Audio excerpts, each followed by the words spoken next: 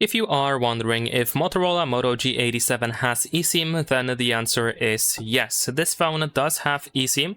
However, keep in mind that the eSIM might not be available for every region. There might be some countries where if you purchase the Motorola Moto G87, then the eSIM won't be available. Unfortunately, I don't have the list of countries where the eSIM is not included.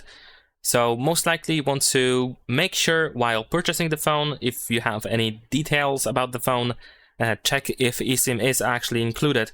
Ideally, you just want to ask the person that is selling the phone to you if there is eSIM. And also, one good trick to recognize straight away if eSIM is included or not is the eID. So usually on the box you can find like the serial number, the IMEI, and so on and so forth. And if you have eID, then it means that eSIM is included. So if you want to set up eSIM, you can just go to settings, then over here choose network and internet. Then over here we have SIMs and mobile network, and then here we have download new SIM button. So you can just go over here, then you can choose to set up an eSIM, for example. Then you can scan the QR code from your operator or service provider. You can also use a photo in case you, for example, took a photo of your QR code, or if you have a screenshot.